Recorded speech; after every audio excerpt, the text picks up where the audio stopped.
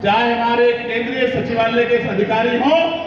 या ग्राम पंचायत में सबसे जो छोटी इकाई है वहां सेक्रेटरी, जिसको हम सचिव कहते हैं, वो हो, चाहे कानूगो हो, तहसीलदार हो, नायाब हो, एसडीएम हो, एडीएम हो, डीएम हो, कमिश्नर हो या अपर सचिव हो, मुख्य सचिव हो, प्रमुख सचिव हो, जितने भी पद हैं, चाहे पुलिस के हमारे सिपाही हो, चाहे मास्टर हो, डॉक्टर हो, सबके बच्चों का इलाज बीमार होने पर उनका इलाज सरकारी अस्पताल में होना चाहिए, और जो डॉक्टर वहां इलाज कर रहा है उसके बच्चों का इलाज भी, उसका इलाज भी सरकारी अस्पताल में होना। आप देखना, जिस दिन ये पॉलिसी लागू हो जाएगी ऐतिहासिक क्रांति हो जाएगी, शानदार बिल्डिंग होगी, सारी सुविधाएं होंगी, पूरे डॉक्टर होंगे, स्टाफ की कमी नहीं होगी, अनगिनत काउंटर होंगे,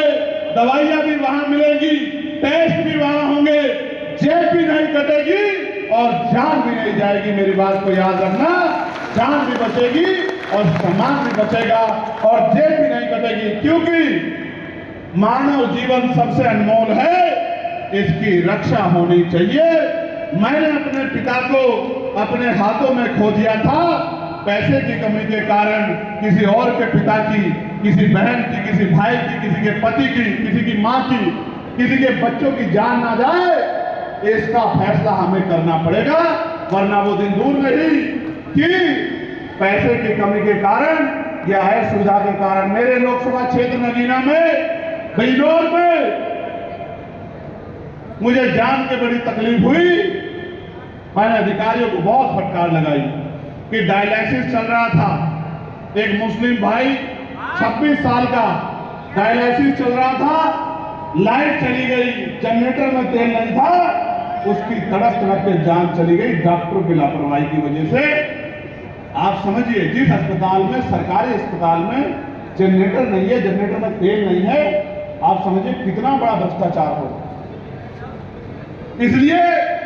ये पहली घटना नहीं है, इससे पहले भी गोरखपुर में और बहुत जगह पे इलाज की कमी के कारण, ऑक्सीजन के कमी कारण बहुत सारे लोगों की जान गई, बहुत सारे बच्चों की जान गई। दूसरा, एक क्रांति और करनी है, सरकारी स्कूलों की हालत बदलनी। और आपने देखा, ये सरकार तो सरकारी स्कूल बंद कर रही है, 22,000 है, 22,000 सरकारी स्कूल बंद करने का काम ये उत्तर प्रदेश की सरकार कर रही है। आप मुझे बताओ, कटियार साहब आप प्रोफेसर हैं, सरकारी स्कूल में किसके